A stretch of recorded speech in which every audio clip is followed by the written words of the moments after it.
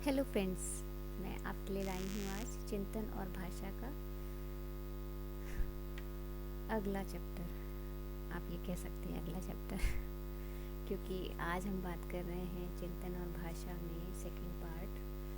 और second part में हम लेके चलेंगे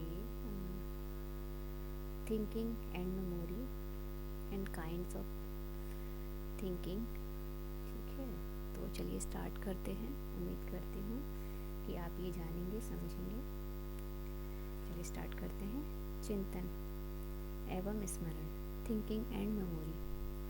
ठीक, चिंतन और स्मरण दोनों ही ज्ञानात्मक मानसिक प्रक्रियाएं हैं और दोनों ही जटिल स्वरूप की भी हैं। इन दोनों प्रक्रियाओं में कुछ प्रमुख अंतर हैं। चलिए देखते हैं ये अंतर हैं क्या। ठीक है, चिंतन, पहला जो अंतर है वो ये है, चिंतन प्रक्रिया उस समय प्रारंभ होती है जब व्यक्ति के सामने कोई समस्या उपस्थित होती है, परंतु स्मरण प्रक्रिया उस समय प्रारंभ होती है जब व्यक्ति के सामने कोई उपयुक्त उद्दीपक उपस्थित होता है। सेकंड आता है चिंतन और स्मरण, दोनों का उद्देश्य भिन्न भिन्न होता है। चिंतन का मुख्य उद्देश्य समस्या का समाधान होता है तथा स्मृति अर्थात मेमोरी में गत अनुभवों का प्रत्यावाहन होता है, मतलब रिकॉल होती है पुरानी स्मृति। ठीक है, थर्ड आता है जब व्यक्ति किसी विषय पर चिंतन करता है अर्थात थिंकिंग करता है तथा चिंतन द्वारा वह उस उद्दीपक के संबंध में अनुसंधानात्मक दृष्टिकोण को अपनाता है और नए नए पहलुओं को निकालने का प्रयास करता है, जबकि दूसरी ओर स्मृति में केवल गत विचारों का ही पुनरुत्पादन होता है। चिंतन प्रक्रिया में व्यक्ति विभिन्न संकेतों की सहायता से समस्या का समाधान ढूंढता है, क्योंकि समस्या से संबंधित अनुपस्थित पहलुओं पर चिंतन केवल संकेतों की सहायता से ही किया जाता है। स्मरण में सहचर्यों का उपयोग किया जाता है। सहचर्यों अर्थात एसोसिएशन के बिना स्मृति प्रक्रिया संभव नहीं है। फिफ्थ आएगा, समस्या समाधान करते समय व्यक्ति जब चिंतन करता है तो समस्या समाधान में अंतर्दृष्टि, संकेत, प्रयत्न और भूल आदि सबकी चिंतन में आवश्यकता पड़ती है। स्मरण में इनकी इतनी आवश्यकता नहीं होती है। उपयुक्त विवरण से स्पष्ट है कि चिंतन और स्मरण प्रक्रियाएं पूर्णतः एक दूसरे से भिन्न हैं। हमें यह समझना चाहिए कि दोनों प्रकार की प्रक्रियाओं में कोई संबंध नहीं है। वास्तविकता यह है कि ये दोनों प्रक्रियाएं एक दूसरे से घनिष्ठ रूप से संबंधित हैं। वास्तविकता यह है कि स्मरण चिंतन की एक सहायक प्रक्रिया है। स्मृति और गत अनुभवों के आधार पर ही व्यक्ति चिंतन करता है और इसी के आधार पर समस्या समाधान करने का प्रयत्न करता है। अब जानते हैं चिंतन के प्रकार, काइंड्स ऑफ थिंकिंग। चिंतन के मुख्यतः दो प्रकार हैं, आत्मविमोही चिंतन, ऑटिस्टिक थिंकिंग, तथा सेकंड आता है वास्तविक चिंतन, रियलिस्टिक थिंकिंग। आत्मविमोही चिंतन व्यक्तिगत आवश्यकताओं, इच्छाओं और भावों से संबंधित है। इसका वास्तविकता से कोई संबंध नहीं होता। दूसरी ओर वास्तविक चिंतन या यथार्थ चिंतन वास्तविक आवश्यकताओं और परिस्थितियों आदि से होता है। चिंतन के प्रकार के संबंध में मनोवैज्ञानिकों में एक मत नहीं है। यहाँ नीचे चिंतन के कुछ प्रमुख प्रकारों का वर्णन दिया गया है। हम पहला जानते हैं आत्मविमोही चिंतन, ऑटिस्टिक थिंकिंग। आत्मविमोही चिंतन एक प्रकार का कल्पनात्मक चिंतन, इमेजिनेटिव थिंकिंग है। इस प्रकार का चिंतन करने वाला व्यक्ति काल्पनिक विचारों की दुनिया में चिंतन के द्वारा भ्रमण करता है। इस प्रकार के चिंतन को इच्छा पूर्ति चिंतन, विशफुल थिंकिंग और दिवा स्वप्न, डे ड्रीमिंग भी कहते हैं। इस प्रकार के चिंतन में व्यक्ति अपनी व्यक्तिगत आवश्यकताओं, व्यक्तिगत इच्छाओं, व्यक्तिगत भावों की इच्छा पूर्ति के लिए चिंतन करता है अथवा दिवा स्वप्न के द्वारा वह अपनी व्यक्तिगत आवश्यकताओं, व्यक्तिगत इच्छाओं और व्यक्तिगत भावों की पूर्ति करता है। उसकी यह पूर्ति वास्तविकता से बहुत कम संबंध रखती है अथवा वास्तविकता से कोई संबंध नहीं होता है। वास्तविकता जीवन में आत्मविमोही चिंतन व्यक्ति कभी कभी ही करता है। बहुधा यह देखा गया है कि जो व्यक्ति अपनी इच्छाओं, आवश्यकताओं और भावों की संतुष्टि नहीं कर पाते हैं, वह इन अतृप्त इच्छाओं, आवश्यकताओं और भावों की पूर्ति के लिए इच्छा पूर्ति चिंतन करते हैं, काल्पनिक चिंतन करते हैं अथवा डे ड्रीमिंग करते हैं। इस प्रकार का चिंतन ही आत्मविमोही चिंतन कहलाता है। आत्मविमोही चिंतन बहुधा काल्पनिक और इच्छा पूर्ति करने वाला होता है। यह व्यक्ति को संतुष्टि प्रदान करने वाला होता है। एक सीमा तक काल्पनिक चिंतन व्यक्ति और समाज दोनों के लिए उपयोगी है। यह देखा गया है कि जो व्यक्ति काल्पनिक चिंतन या इच्छापूर्ति चिंतन की आवश्यकता से अधिक करते हैं और अक्सर करते हैं, बहुत ऐसे व्यक्ति या व्यक्तियों में मानसिक रोगी के लक्षण उत्पन्न हो जाते हैं या मानसिक रोग से ग्रस्त हो जाते हैं। इस प्रकार चिंतन करने वाले व्यक्ति में समायोजन संबंधी समस्याएं पाई जाती हैं।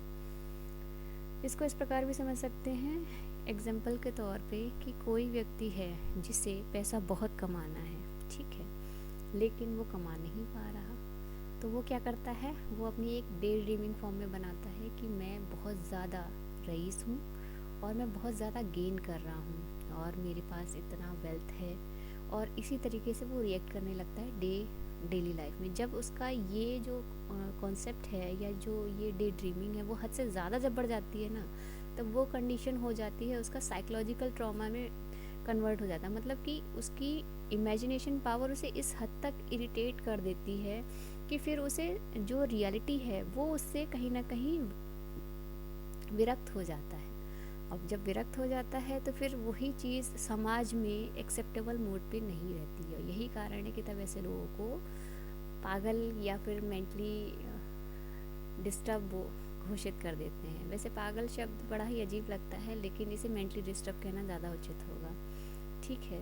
तो मेरा मानना ये है कि जब हमारी कल्पनाएं मतलब अतिशयोक्ति से ऊपर पहुंच जाएं, तब वो मेंटली डिस्टर्बेंस को प्रेषित करती है। जबकि यही फेज़ आप देख सकते हैं कि जब हम कुछ चीज़ें नहीं पा पाते और उन्हें काल्पनिक तौर पे ये समझ लेते हैं कि उनको प्लस या माइनस करके अपने फेवर में ले लेते हैं। जैसे कि कोई इच्छा है और हमने बस सोच लिया कि ये इसलिए पूरी नहीं हो रही क्योंकि ये हमारे अकॉर्डिंग उस कॉन्सेप्ट में कनेक्ट नहीं है, ठीक है। तो हम कहीं ना कहीं खुद को सेटिस्फेक्शन देते हुए इस प्रकार की डे ड्रीमिंग कर लेते हैं, तो हमारा एक रिदम बन जाता है। तो ये एक तरीके का प्लस पॉइंट भी है कि कुछ चीज़ों को खुद को सेटिस्फाई करने के लिए ज़रूरी होता है, ठीक है। आत्मविमोही चिंतन कहीं ना कहीं एक प्रकार की संतुष्टि भी प्रदान करता है, लेकिन जब ये आवश्यकता से अधिक हो जाए, सीमा से परे हो जाए, तो ये कहीं ना कहीं मेंटली डिस्टर्ब या मेंटली डिसऑर्डर को भी क्रिएट कर सकता है।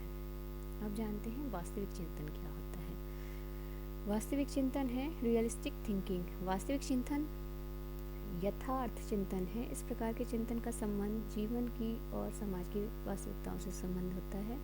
इस प्रकार का चिंतन रियलिटी से संबंधित होता है। इस प्रकार का चिंतन न केवल तर्क पर आधारित होता है, बल्कि जीवन और समाज की वास्तविकताओं के आधार पर उद्देश्यपूर्ण भी होता है। कई बार हम इस वास्तविक चिंतन के द्वारा मनोरंजन भी करते हैं और समय भी व्यतीत करते हैं, जैसे ताश या शतरंज खेलकर अथवा वीडियो गेम खेलकर समय व्यतीत करते हैं। इन सब प्रकार के मनोरंजन में वास्तविक चिंतन होता है। इसका यह अभिप्राय नहीं है कि वास्तविक चिंतन से सिर्फ मनोरंजन ही होता है, बल्कि अनेक महत्वपूर्ण समस्याओं का वास्तविक समाधान इस प्रकार के चिंतन से होता है।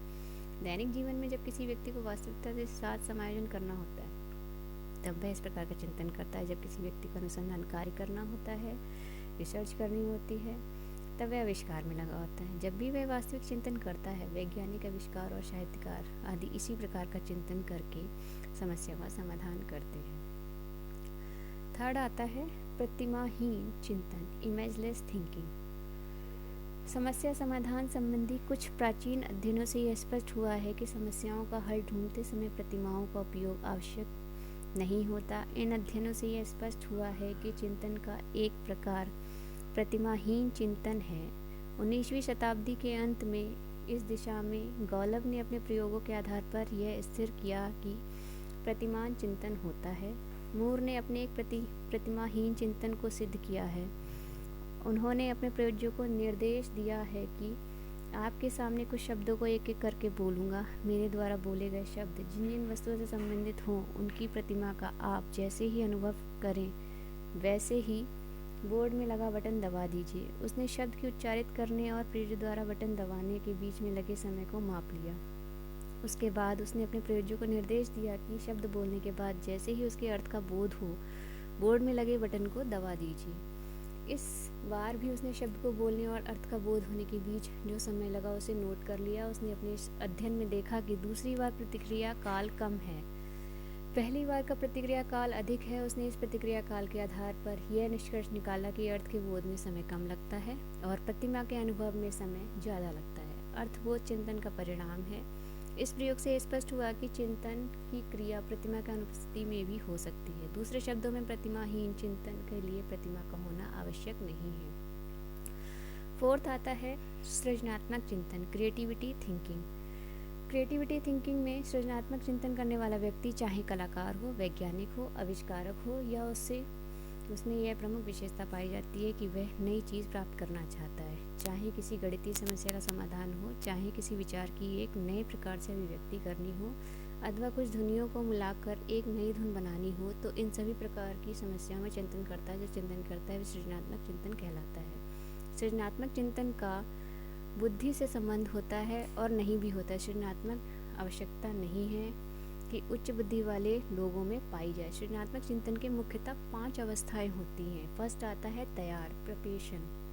चिंतनकर्ता सबसे पहले समस्या चुनता है, फिर समस्या के संबंध में सृजनात्मक ढंग से चिंतन करने की क्रिया में वह आवश्यक वस्तु, सामग्री और तथ्यों को इकट्ठा करता है जिनकी सहायता से समस्या का समाधान किया जा सकता है।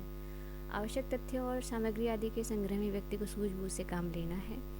कई बार इसी स्तर पर चिंतन करता एक समस्या को छोड़ दूसरी समस्या चुनकर उसका विवरण इकट्ठा करता है।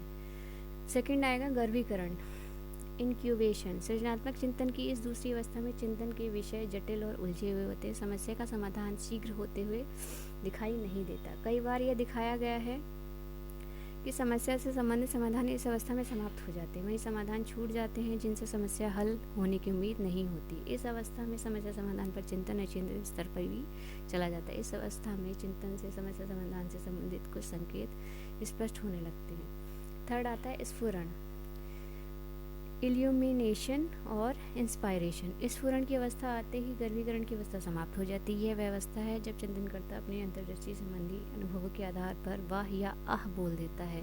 यह वह अवस्था है जिसमें उसे मूल्यांकन समाधान अचानक सूझता है। फोर्थ आता है मूल्यांकन। फोर्थ होता है मूल्यांकन, एवोल्यूशन। यह वह अवस्था है जिसमें चिंतनकर्ता यह मूल्यांकन करता है कि उसके द्वारा खोजा गया समाधान सही है तो कितना सही है। दूसरे शब्दों में चिंतनकर्ता खोजे गए समाधान का मूल्यांकन करता है। मूल्यांकन करते समय किसी समस्या का समाधान सही भी हो सकता है और गलत भी हो सकता है। कई बार समस्या के समाधान का परिमार्जन, मॉडिफिकेशन भी करता है। फिफ्थ आता है आपका पुनरीक्षण, रिवीजन।